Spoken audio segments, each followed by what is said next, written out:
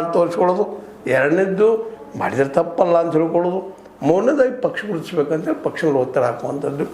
ಯಾಕೆ ನಮ್ಮಲ್ಲಿ ಎಬಿಲಿಟಿ ನೋಡ್ಕೊಂಡು ಮಾಡಲಿ ಅಂತೇಳಿ. ಬಟ್ ಇಲ್ಲಿ ತಿಂಗ್ ಏನಪ್ಪ ಅಂದ್ರೆ ವಿಚಾರ ಏನಪ್ಪ ಅಂತಂದ್ರೆ, ಹೈಕಮಾಂಡ ಇವ್ರನ್ನ ಮತ್ತು ಬಿ ಪಾಟೀಲರನ್ನ ಉಪಮುಖ್ಯಮಂತ್ರಿ ಮಾಡ್ತದನ ಅಂತೇಳಿ.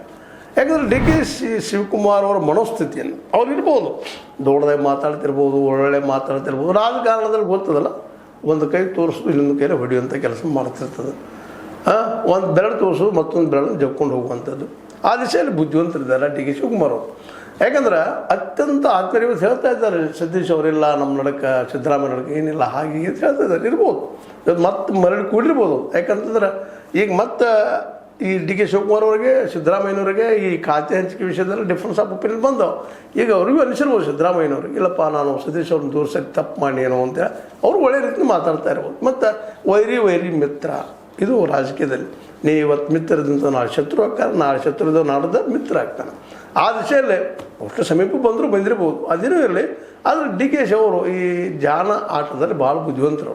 ಯಾಕಂದ್ರೆ ಮೊದಲನೇದಾಗಿ ಅವ್ರ ನಂತರದಲ್ಲಿ ಯಾರಿಗೂ ಬೇಡಪ್ಪ ಡಿ ಸಿ ಎಮ್ ಅಂತೇಳಿ ಫಿಕ್ಸ್ ಆಗಿ ಮನಸ್ಸನ್ನು ಗಟ್ಟಿ ಮಾಡ್ಕೊಂಡಂಥವ್ರು. ಮತ್ತು ಜೊತೆಗೆ ತಮ್ಮ ಜನರನ್ನು ಆಯ್ಕೆ ಮಾಡ್ಕೋಬೇಕು, ಸ್ವತಂತ್ರವಾಗಿ ನಮ್ಮ ಜನರು ಆಯ್ಕೆ ಮಾಡ್ಕೊಂಡಂಥ ಮನಸ್ಸಿದೆ. ಅಂದಾಗ ಅವರು ಅದರಲ್ಲೂ ಡಿ ಕೆ ಶಿ ಅವರು 2028ರಲ್ಲೇ ನಾನು CM ಸ್ಥಾನದ ಸ್ಪರ್ಧೆ ಅಂತ ಹಲವು ಸಲ ಹೇಳ್ಕೊಂಡಿದ್ದರಿಂದಾಗೆ ಒಂದು ಆಲದ ಮರ ಕೆಳಗೆ ಇನ್ನೊಂದು ಮರವನ್ನು ಬೆಳೆಸ್ಲಿಕ್ಕೆ ಸಾಧ್ಯದನ ಅನ್ನೋದು ಒಂದು ಸಾಮಾನ್ಯ ನೈಸರ್ಗಿಕ ನಿಯಮ. ಇದನ್ನು ಯಾರೂ ಅಲ್ಲಗಳಿದಿಲ್ಲ. ಯಾಕಂದ್ರೆ ಆಲದ ಮರದ ಕೆಳಗೆ ಇನ್ನೊಂದು ಮರ ಬೆಳೆಯೋಕ್ಕೆ ಸಾಧ್ಯ ಇಲ್ಲ.